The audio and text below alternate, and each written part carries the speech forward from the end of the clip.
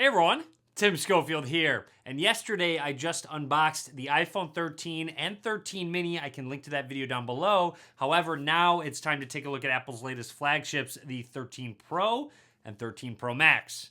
As you can tell, I picked the two up in different colors. Excited to see which one I like more. I'm leaning towards the blue, however, I haven't seen them in person yet, so I'll go ahead and comment on that. I also want to do a comparison with the 13 and 13 mini models as well, just so you can see all four of them together.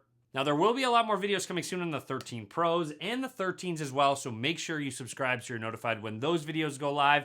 But for now, we are going to unbox these two flagships from Apple, take a quick look at what we get inside, and then, of course, get some hands-on and compare the two, talk about what's different. Let's get started. Here are the two latest flagships from Apple, the 13 Pro and 13 Pro Max. In the Pro, I did get the new Sierra Blue color. Excited to check that out in person, and they're gold. So can compare those two colors along with the 13s that I have here.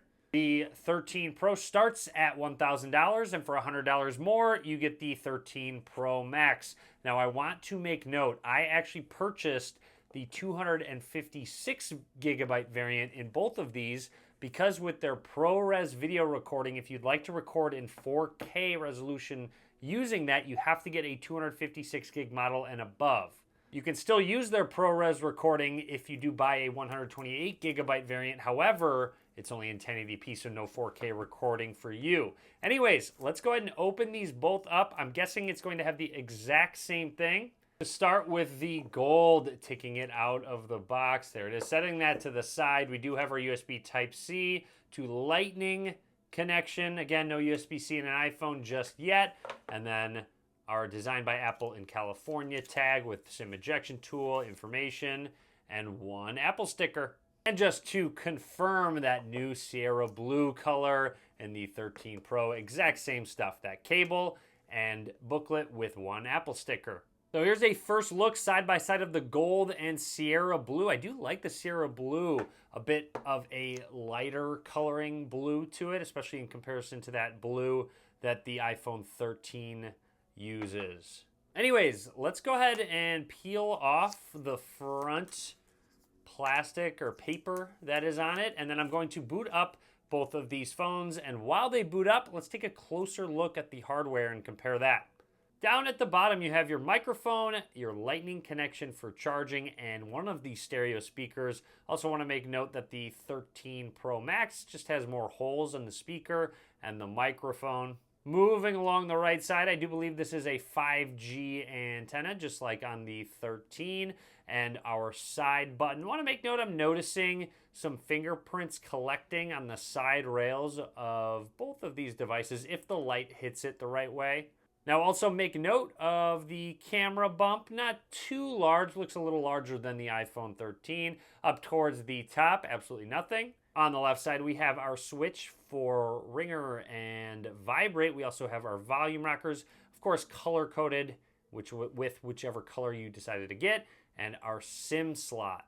A quick look at the back and the coloring on these two. The Apple logo actually is tinted with whatever color you decide to get, whereas with the 13 and 13 mini, there is a silver logo. Now, a closer look at that camera system, exact same on both phones. 12 megapixels across the board for all three. A wide-angle lens, ultra-wide, and telephoto lens gets added on the back. That telephoto lens zooms up to 3 times optical and 15 times digital zoom. You will also notice just a little darker circle there. I believe that's their LiDAR sensor, which is going to help with depth sensing, AR, and even help with lower light shots. Excited to try out these cameras. And as promised, just a quick color comparison with the 13 mini, 13 Pro, and the 13 Pro Max. And like I said, that Apple logo is just silver on these devices, whereas it has that little tint for the coloring on the Pros. We will get in depth on the front and the displays in just a second, but I'm going to run through the startup process, just talk about anything noteworthy. Now, both of these phones have a smaller notch left and right. It's a little bit taller overall, but let's go ahead and set up the Face ID. It's always very simple. Set your face in and rotate your head. Our first one is complete. And I do have this camera in front of me and a light behind me as I did in my iPhone 13 unboxing. Second Face ID scan complete.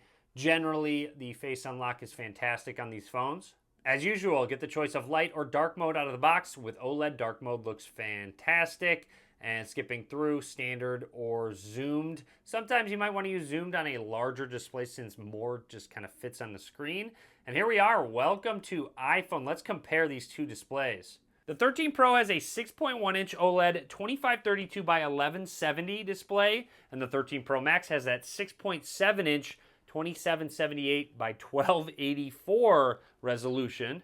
Now, both of these use Apple's ProMotion, so you can get up to 120 Hz adaptive refresh rate, which is amazing. I'm really happy Apple decided to add a higher refresh rate. You do need to get the Pro models to experience it, though. Now, right away, after even just scrolling through pages, I can already tell that the higher refresh rate is enabled. It just looks so much smoother. It makes Apple's already fluid and great animations look even better. Jumping into settings, I want to see if there's any sort of setting under display and brightness where you can potentially turn it off. On a lot of Android phones, you can customize 60 to 120 Hertz.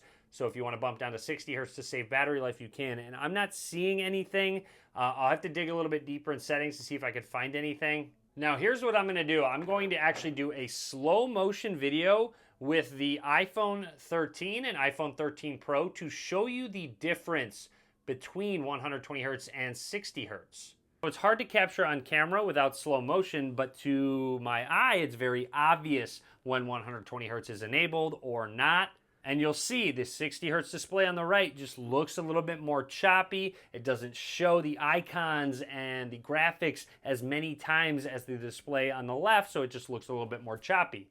One thing I've noticed just by holding these phones is that my thumb kind of rests on the side button on the Pro model, whereas with the Pro Max, the side button's raised up a little bit more, so my thumb sits below the button. The first time you go into the camera app, you're prompted with photographic styles where you can choose one by default with standard, rich contrast, vibrant, warm, or cool, and it lets you know what it's doing based on warmth plus 50, tone plus 50. I always choose standard, and I like to edit my videos after the fact. However, you can also go ahead and select this icon and swap through on the fly if you like certain ones in certain situations. I know I said this in my iPhone 13 video, but just snapping a couple quick pictures just to see the shutter speed seems to be very quick and snappy overall. And again, this is 3 because it is 3 times optical zoom. I believe it was 2.5 on the 12 Pro.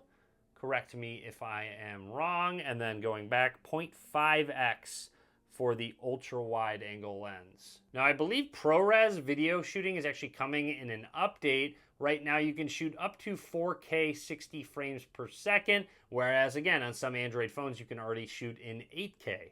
And aside from the size and weight of the two, you're going to get a larger battery in the Pro Max. Historically, the Pro Max has been the battery king out of these two, and I expect that to continue. More to come on that when I do a little bit more real-world testing, and I'll let you know which one actually does get better battery life, but I'm fairly confident the Max will.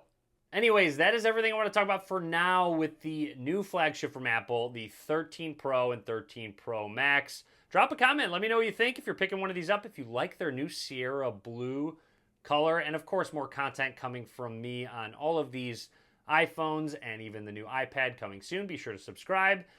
And as always, guys, thank you very much for watching.